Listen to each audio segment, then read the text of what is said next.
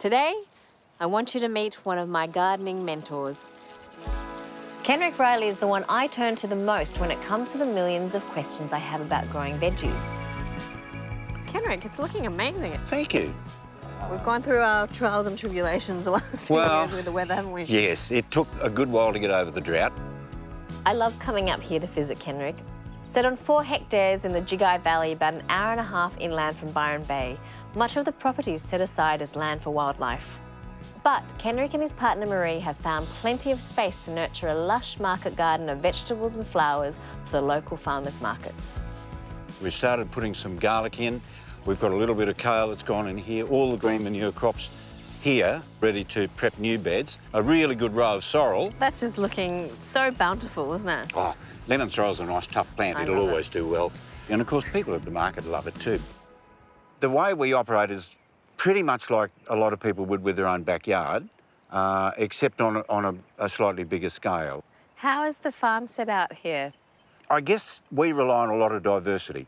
Diversity in the number of crops we grow. We probably go about 80 or 85 different herbs and veggie crops over the year. The best way to confuse pests is to not give them a great big patch of one thing to eat, is to mix it all up. But then there's plenty of country that we just leave go to pasture, so that you leave all your wild animals and your insects, your beneficials particularly, a room for them to be able to live in. And then around that, we've planted a lot of forest as well. And that also provides a windbreak, it provides a habitat for birds and other insects, and just makes the place look pretty as well. It is very pretty. Yeah, you've got to enjoy where you're working. When you got to this land, what had it been previously? This basically was an old cow paddock.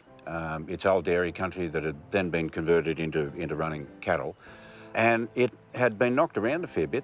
So as a result, a lot of the soil here was heavily compacted, and it wasn't really until we put a deep ripper into our soil and broke up all that hard pan, and then started to plough the soil and to plant green manure crops that we could then reincorporate back into the soil to add carbon and nitrogen into the soil.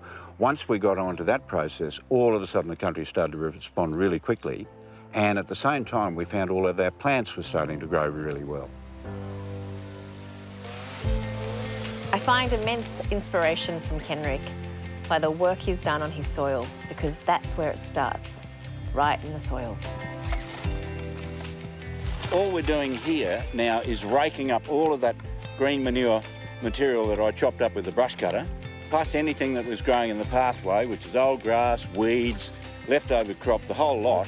It all gets raked up now onto the bed, and we'll run over that with the tractor, and that's all going to be ploughed back in.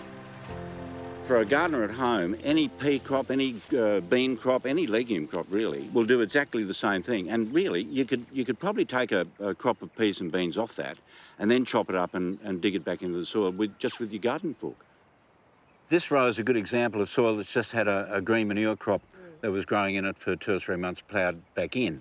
And all that carbon and all that nitrogen goes back down into the soil and is making for a nice fertile growing medium for the next crop that comes along. It's better than gold. It is in a way. It used to be grey, this soil. It's now gone nice and black. It's friable, so if it gets really wet here, the water will drain away. But by the same token, if it gets really dry, there's enough organic matter and carbon in this soil now that it will hold a lot of moisture here, which will keep your old established plants growing. We harvest all of our own mulch off our own paddocks. Now there's a diversity just even in the mulch that we bring in, because that mulch is coming off paddocks that have got a mixture of old dairy farm pasture, but also a lot of weed and everything else. It all gets mixed in. I put our mulch on really, really thick. We have the luxury of a machine that can bring in a lot of mulch. But it would be the same if I was gardening still in the city. I mean, it's best to have a lot of mulch there because it retains your moisture, it stops all your weeds, it's working for you while you're away doing something else. Kenrick, these permanent beds are just so wonderful. Tell me about the diversity that you've got growing here. Well, young rocket crop here, we'll start picking off that in a week or two. Some young coriander coming in the far bed. What we do for a lot of our crops, like these guys are perennial spinach here, like this little guy here. That little one, there was perennial spinach growing in this bed last year, so that's our seed bank, really. We come and dig these out of the ground and pop them in over here, and they become then our main crop. Those plants that germinate themselves, like the perennial spinach, they've already done, if you like, one season of adapting to a hotter climate, to more extremes. So by taking those ones and using them straight away means that you've got a plant that's already started to adapt itself to whatever this year's going to bring. And you didn't have to do the extra work of sowing the seed trays. No, it's one big nursery.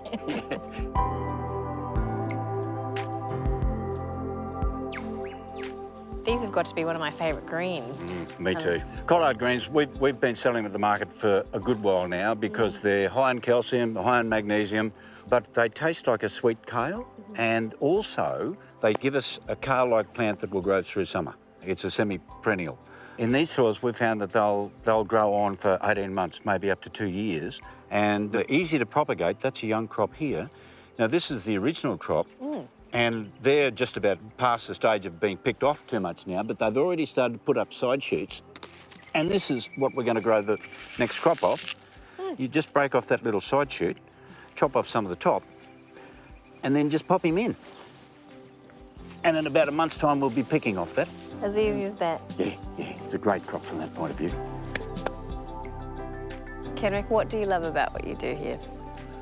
I guess really it's the opportunity to nurture a piece of land, really. I mean, we feed ourselves, we feed a bunch of other customers at the markets as well, which is nice. Whether you're farming or gardening, I think, is to create a nice environment that's going to be good for humans and for animals and protect it.